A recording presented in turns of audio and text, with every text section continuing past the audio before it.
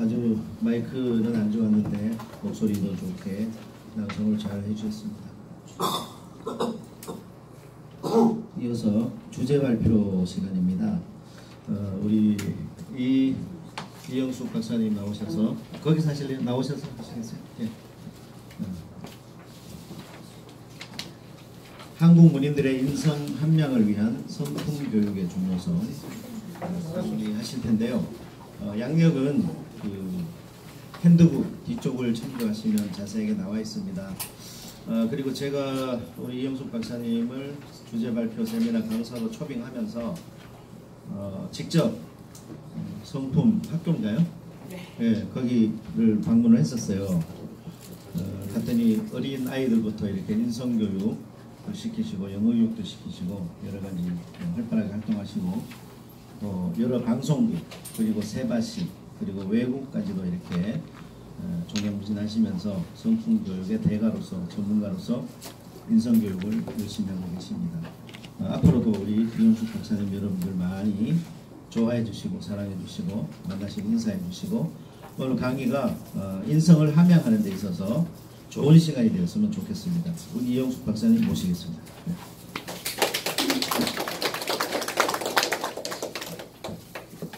안녕하세요. 사단법인 한국성품협회 좋은나무성품학교 대표 이영숙입니다. 감사합니다. 성품이라는 단어가 사실 눈에 보이지 않는 굉장히 추상적인 언어잖아요. 그런데 사실은 이 문인협회가 이 추상의 세계, 아름다운 글로 세상, 혼탁한 세상들을 정화시키는 여러분 앞에 제가 무슨 강의를 할 수 있겠습니까? 사실은 오다가 제가 강의를 바꿔버렸습니다. 왜냐하면 여러분 다 인격자이시고, 왜냐하면 좋은 글을 쓴다는 것은 날마다 자신을 정화시키지 않으면 좋은 글을 쓸 수 없고 만들 수 없는데, 스스로 성찰하시는 분들이 문인이시라면 그분들에게 내가 무슨 인성을 함양하는 무슨 강의를 할 수 있겠냐라는 그런 생각이 들었기 때문에 오늘 저는 이 성품이라는 단어를 가지고 어떻게 지난 15년 동안 사단법인 한국성품협회에서 다음 세대를 가르치고 그리고 좋은 생각, 좋은 감정, 좋은 행동을 연마할 수 있도록 제가 열심히 살아왔는지를 함께 나누고, 또 저도 최근에 부끄럽지만 시 10편을 좀 보내달라고 어떤 분이 부탁을 해서 제가 저희 성품 12가지 정의를 가지고 시를 쓴 것을 보내드렸더니 국제문인협회에서 저를 문단 시인으로 저희가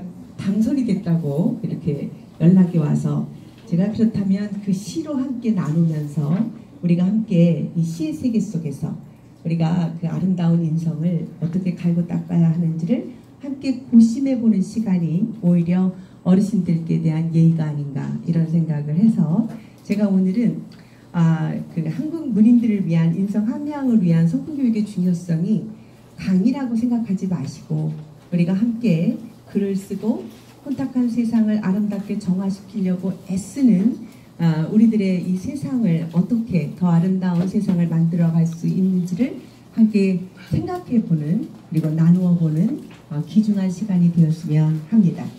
저는 2005년, 그러니까 지금으로부터 한 15년 전에 이 성품 교육의 틀을 만들고 성품인 교육에 대한 이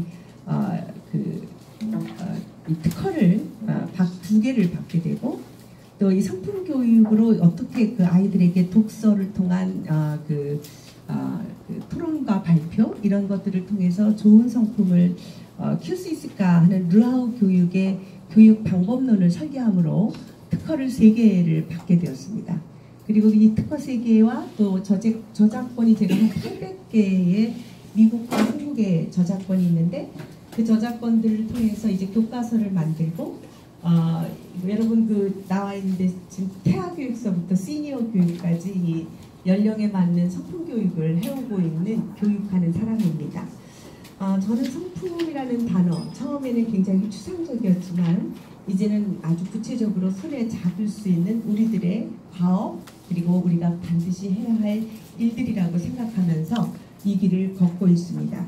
그럼 도대체 성품이란 무엇일까라고 하는 이 정의를 제가 한마디로, 저는 원래 교육을 전공했고 교육학 박사로 유아교육과 부모교육을 가르치는 그런 대학의 교수였습니다. 그리고 저희가 박사학위는 특수교육을 받았기 때문에 장애의 아들 그리고 특별한 아이들을 어떻게 일반화시킬 수 있을까를 고민하던 사람입니다. 그런 교육을 이런 그 교육의 특성을 이제 성품 교육에다 맞춰서 다시 어떻게 사람들을 좋은 성품으로 키울 수 있을까를 다시 이 세팅하는 15년의 시간들이 걸쳐졌습니다. 그리고 이것은 한국을 넘어서 지금은 미주에 구트리 USA라고 하는 법인이 세워지고 학교들이 세워져서 미국 학교도 지금 이 좋은 나무 소금학교의 교육 프로그램들을 LA와 뉴욕, 뉴저지, 버지니아 쪽에서 이 교육을 시작하고 있습니다. 그래서 좋은 성품은 이렇게 그 향기가 돼서 날아가느니라 좋은 것들은 동서양을 막론하고 서로 인정해주고 그 향기에 심취하는구나 라는 생각을 하게 되었습니다. 그럼 성품이란 무엇일까요? 부터 저는 고민을 2005년부터 시작하게 되었습니다. 성품이 무엇인지, 이 성품을 어떻게 가르쳐야 되는지, 사실은 잘 이렇게 눈에 보이기에는 아주 어려운 추상적인 세계입니다. 그런데 여러분 그 도표에 보니까 책을 너무 잘 만드셔서 도표 몇 가지만 우리가 서로 나누고 그리고 제가 이 성품으로 12가지 시를 쓴 것들을 함께 나누면서 마치도록 하려고 합니다. 성품이란 무엇일까? 저는 그 도표를 그렸는데요. 이 성품은 한 사람의 생각, 감정, 행동의 표현이다 라고 정의를 내렸습니다. 좋은 성품은 잘 표현하는 것이죠. 생각을 잘 표현하고 감정을 잘 표현하고 행동을 잘 표현해야 되는 것입니다. 생각을 잘 표현하지 못하는 사람들이 있습니다. 인지 능력이 부족하거나 아니면 감정 속에 상처를 많이 받은 사람들은 자기 생각을 일반화하기가 굉장히 어렵습니다. 우리는 내가 갖고 있는 생각들을 다른 사람들이 공감할 수 있도록 잘 표현해야 되는 우리 모든 사람들이 해야 할 그 마땅한 일들을 사실은 적절한 교육을 받지 못했기 때문에 또 저는 그런 어떤 제가 쓴 책은 한국인의 문화 속에서 본 12성품론 이게 제 책 제목인데요. 대학에서 이 제 책으로 유아교육과에서 그 어린 유아기 아이들에게 이 선생님들이 제 책을 가지고 교육을 시키고 있는데요. 저는 처음에는 이 문화에 맞는 성품 교육을 연구했어요. 왜냐하면 우리들의 성품은 이 문화가 들어가 있거든요. 한국인의 문화는 어떨까요? 한국인의 문화는 여러 가지 특성들이 있습니다. 잘 표현하지 않아요. 말하지 않는 게 미덕이라고 생각하는 문화가 있어요. 그래서 3년 귀머거리, 3년 말벙어리, 3년 장님이 되면 집안이 구순하다고 가르치고 시집을 보내요. 그러면 그 여인은 9년 동안 장애인 노릇하다 보면 소통이 안 돼가지고 화병에 걸려가지고 부작용이 일어나서 더 크게 튕겨나갑니다. 그 영향을 자녀들이 받아요. 그래서 지금 청소년 아이들이 대한민국의 청소년 아이들이 자살률이 굉장히 높습니다. 15년 내내 OECD 국가 중에 자살률 1위를 갖고 있는 거죠. 왜 그럴까를 제가 고민해 봅니다. 그 아이들이 갖고 있는 생각을 잘 펼치질 못해요. 억압되어 있다가 견디다 못해서 중학교 2학년이 됐을 때 세계에서 가장 많이 자살하는 청소년 자살률 1위인 나라가 되어버렸습니다. 행복지수가 꼴찌예요. OECD 국가 중에. 그 연구를 한 사람들은 이야기합니다. 왜 대한민국의 청소년들이 행복하지 않는다고 말할까? 그들은 물질은 풍부하고 그리고 굉장히 부모들이 헌신적으로 사랑하지만 사회의 그 문화 속에 있는 경쟁력, 비교감, 이런 비교의식, 일찍부터 노출되는 경쟁의식들 등이 아이들을 불행하게 만든다. 그래서 행복하다라고 느끼는 행복지수가 세계에서 가장 낮다라고 지적하기도 합니다. 대한민국의 각 개인은 굉장히 정직을 추구합니다. 그래서 유튜브에서 한국인 정직 치면 굉장히 많은 영상들이 떠오르면서 한국인이 얼마나 정직한지 외국인들이 깜짝 놀랍니다. 왜냐하면 노트북을 둬도 그대로 있는 나라입니다. 그런데 웬일인지 이 국가적 그 문화는 이렇게 개인은 정직을 추구하지만 그들이 졸업하고 이 사회 속에서 살다 보면 사회 구조가 그 대한민국의 부패성이 국가 청렴도라고 하는 검사에 70점 평균치에서 57점 받을 정도로 평균 이하예요. 그리고 전 세계의 45등, 그리고 OECD 국가 중에는 36개국에서 30개국이 30등에 30등, 그러니까 뒤로 돌아 꼴찌에서 5등인 거예요. 그러니까 개인은 문화를 정직을 추구하지만 막상 사회에서 살려고 그러면 이 나라의 문화가 시스템적으로 정직하지 못하게 구조화되어 버린 거예요. 정경유착은 더 훨씬 높아서 훨씬 더 낮은 점수를 계속 해마다 내고 있어요. 그것은 대한민국의 문화가 개인적으로는 정직이 옳다고 믿지만 그 신념이 이게 실현되기에는 국가적 시스템, 대한민국의 문화 자체가 정직을 발휘하고 살기에는 굉장히 어려운 나라다라고 하는 이런 그 결과치를 보여줍니다. 그래서 우리는 이 생각, 감정, 행동을 올바르게 표현할 수 있도록 가르치는 것이 아주 중요한 성품 교육이라고 생각하고, 그것이 우리의 문화로 흘러갈 수 있도록 하는 것이 우리 부모 시대 그리고 우리 어른들의 시대, 지도자들의 가업이라고 저는 생각합니다. 제가 이 성품 교육을 한 15년 동안을 가르치면서 이 좋은 성품 세미나를 하다 보면 굉장히 많은 사람의 질문이 좋은 성품이 뭐예요? 좋은 성품은 참는 거 아닙니까? 뭐 이런 질문을 많이 해요. 그런데 참는 것이 아니죠. 자기 감정을 잘 표현하는 것이다 라고 하는 것이죠.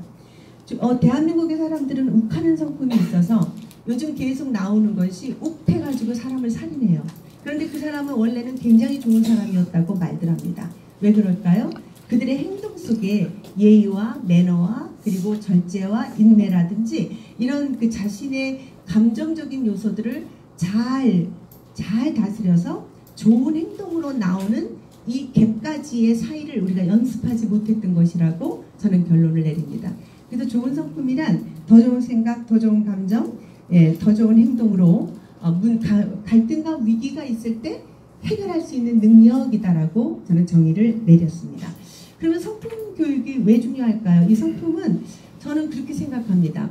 1988년에 올리버 부부라는 사람이 세계 2차 세계대전 때 그 유태인들이 억울하게 죽어가는 그 모습을 보고 어떤 사람들은 그들을 구출하는데 자기 전 재산을 쓰기도 하고 자기 인생을 쓰는데 어떤 사람은 전혀 관여 안 하고 자기네 가족끼리 잘 먹고 잘 사는, 그래서 누구는 이렇게 사람을 구출하고 다른 사람을 도와주는 데 썼다면 누구는 왜 이렇게 이기적으로 자기만 사는 쪽으로 세상을 살아갈까를 굉장히 광범위한 인터뷰를 통해서 이 글을 썼습니다. 그런데 그 올리너 부부의 연구 결과는 놀라운 결과를 말했는데, 덴마크의 한 청년은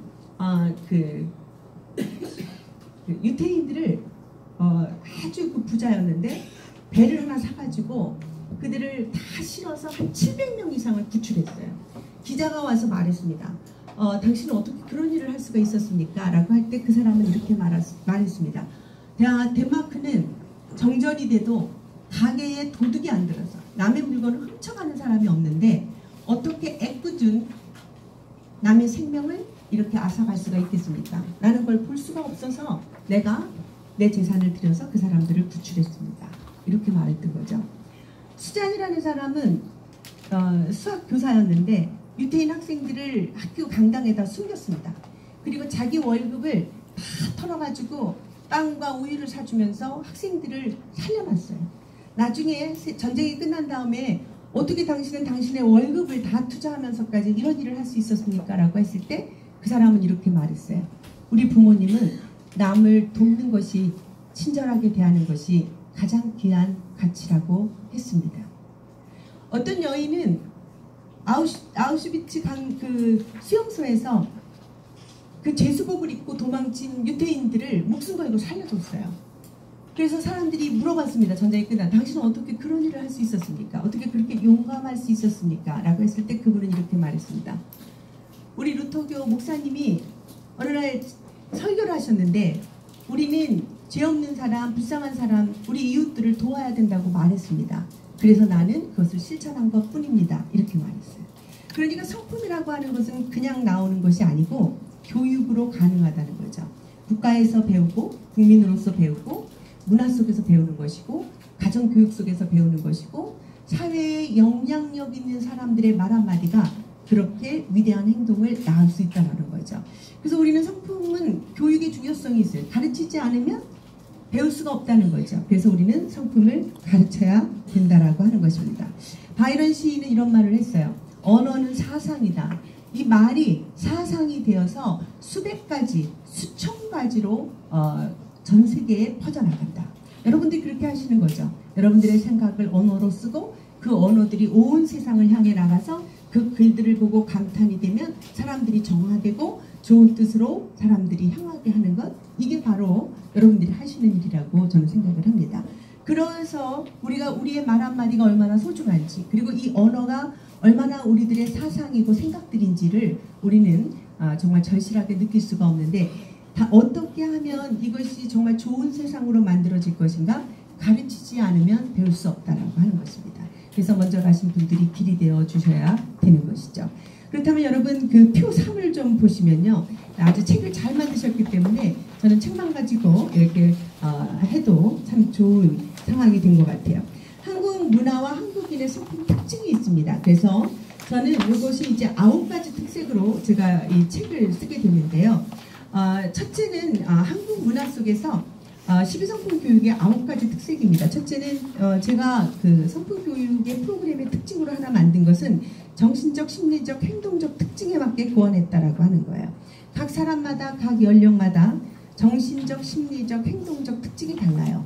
여기에 맞춰서 성품 교육을 해야 된다. 그래서 연령에 맞는 성품 교육이 일어나야 된다라고 하는 것입니다. 그리고 두 번째는, 여러분 두 번째를 좀 찾아보세요. 어디 있어요? 태아부터 노인에 이르기까지 평생교육과정으로 진행되는 성품교육이다라고 저는 두 번째 특징을 잡았습니다. 성품교육은 평생 가야 되는 것이지 학교에서 도덕이라고 하는 과목이나 인성이라는 과목으로 하나씩만 해서는 될 수가 없는 것이죠. 그들의 실제 생활 속에서 적용할 수 있는 올바름의 가치를 가르쳐주는 것, 이것이 연령에 맞게 그들의 체험을 통해서 배울 수 있도록 하는 것이 필요하다. 셋째는 진리추구로서의 성품교육이다라고 하는 거예요. 인성, 성품, 이것은 도덕적인 것입니다. 그것은 선과 악이 무엇인지 분별하는 것에서부터 시작이 되는 거예요. 왜냐하면 세상은 원래 두 가지의 덕목으로 만들어져 있어요. 사랑과 공의입니다. 사랑과 공의로 만들어진 세상에 우리 인생이 어떻게 살아야 행복합니까? 사랑과 공의를 배워야 하는 것이죠. 그래서 이 사랑은 공감인지 능력으로, 공의는 분별력으로 다른 사람의 감정에 공감해 주는 것이 사랑이고, 그리고 양심을 기초로 해서 선과 악이 무엇인지 분별할 줄 아는 능력을 기르는 것이 공의입니다. 그리고 그것이 정의입니다. 인간만이 양심이 있습니다. 그런데 그 양심이 없는 자처럼 지금 활보하는 사람들이 너무나 많고, 그런 분들이 지도자가 되었기에 더 많은 시민들은 어렵고 국가는 점점 괴롭습니다. 우리는 다시 돌아간다면 어디든지 진리가 있다라고 하는 거예요. 진리가 없으면 인간이 아닙니다. 인간은 진리를 추구하는 자고, 진리라는 것은 선이어야 합니다. 그래서 우리는 끝까지 선이 있다는 것을 믿고 나가는 진리 추구자로서의 길이 바로 성품교육의 길이다라고 저는 정의를 내렸습니다. 네 번째는 인성교육을 통한